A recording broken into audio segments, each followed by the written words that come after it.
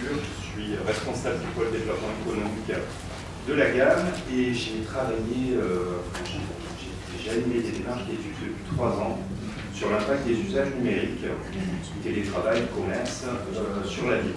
On m'a demandé aujourd'hui de poser des hypothèses sur la baisse de déplacement liée au motif achat. Alors, c'est vrai que les hypothèses liées aux usages numériques, elles peuvent être nombreuses, notamment en termes de e-commerce. Je vais faire assez synthétique. Alors, on a déjà une tendance qui existait déjà, qui n'a rien à voir avec le e-commerce, qui existait déjà depuis la fin des années 90, début des années 2000, qui était celle de l'évolution de la mixité fonctionnelle au sein des zones commerciales, c'est-à-dire qu'on commençait à avoir de moins en moins, à côté du commerce, se développer d'autres choses, notamment des loisirs, par exemple. Les zones commerciales de périphérie qui étaient des gros attracteurs en termes de mobilité, qui le sont toujours. On se déplaçait moins pour le motif achat que pour un autre motif associé, celui d'aller au cinéma, celui de faire du sport, celui d'accéder peut-être à d'autres loisirs, notamment culturels, etc. Donc ça peut expliquer aussi ici un transfert de mode, un transfert de motif, pardon, pas de mode, un transfert de motif entre la consommation et le loisir. Bon, ça évidemment, vous comprendrez que c'est totalement marginal dans l'évolution dans l'explication de la baisse des déplacements pour le motif achat, parce que la décennie 2010, qui est la décennie qu'on est en train d'analyser, a connu une révolution majeure en matière de mode de distribution et de mode de consommation. C'est celle du e-commerce, évidemment. Le e-commerce, en 2011-2012, on était entre 2-3% de part de marché. Aujourd'hui, on est à 15% de part de marché, c'est considérable.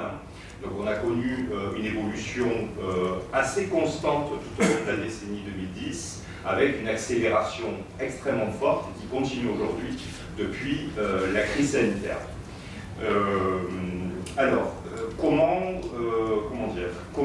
Quelles ont été un peu les conséquences de ça? Alors évidemment, on peut déjà supposer qu'on a une conséquence directe sur la baisse des déplacements. On ne se déplace plus, on consomme de son canapé, on consomme de chez soi, on consomme de son smartphone beaucoup. Je rappelle que le taux d'équipement smartphone de la population française, c'est à peu près 2017-2018, on est à 99% d'équipement de smartphone. Donc on comprend pourquoi la décennie 2010 aussi a connu une augmentation fulgurante du e-commerce. C'est aussi le taux d'équipement en appareil qui a permis cela, et évidemment le réseau qui s'est largement développé sur cette période-là. L'arrivée de pure players, très important aussi, qui ont trusté une grande partie du marché, notamment de l'équipement de la maison. On ne va pas rentrer dans le détail. Alors les pure players, c'est Amazon, c'est Azos, c'est Zalando, voilà, vous les connaissez.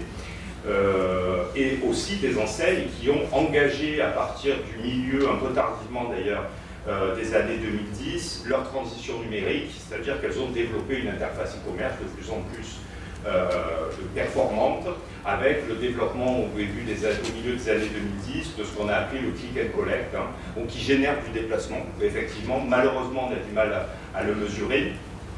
Les pure players génèrent assez peu de déplacements dans le sens où ils peuvent avoir un point relais, effectivement, mais pour l'équipement de la maison, on est souvent livré chez soi.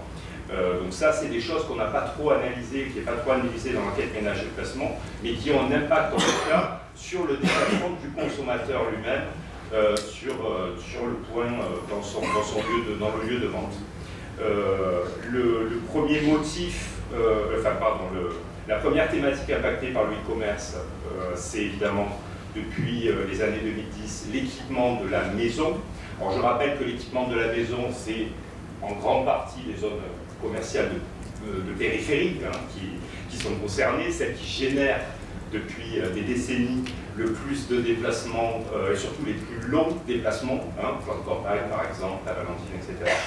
Donc là, on est sur une thématique commerciale qui aujourd'hui atteint, en termes de part de marché e-commerce, entre 20 et 25% à l'échelle métropolitaine. Alors je ne sais pas si vous réalisez, un acte d'achat sur 4 est réalisé sur Internet. Voilà. Après, un autre motif qui aussi a quand même beaucoup concerné à partir des années 2000 les grandes zones de périphérie qui ont eu tendance à se diversifier en termes d'offres commerciales pour pérenniser la chalandise, c'est l'équipement de la personne. On voit depuis à peu près la fin des années 2010 et surtout depuis le Covid à quel point l'équipement de la personne sur le e-commerce a gagné le marché, enfin, s'est largement développé sur le marché de l'équipement de la personne, ce qui explique ce qu'on voit aujourd'hui en matière de difficulté du commerce physique, hein, de ce côté-là.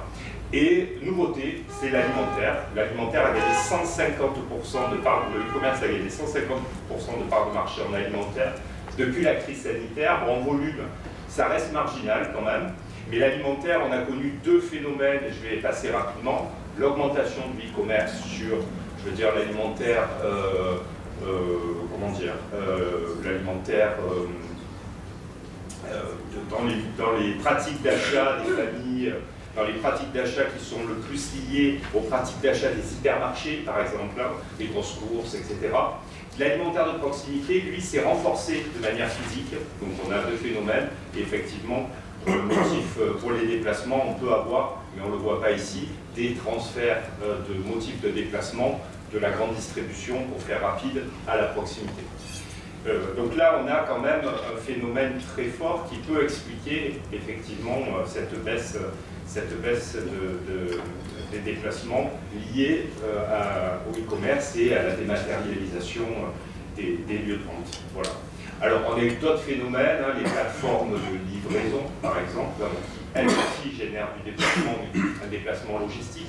Pour finir, je dirais que c'est quand même assez intéressant de voir à quel point les paradigmes en matière d'urbanisme commercial ont totalement été bousculés pendant cette période.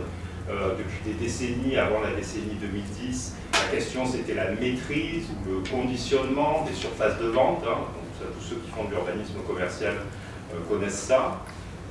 Aujourd'hui, on est de plus en plus sur une question de maîtrise des surfaces logistiques.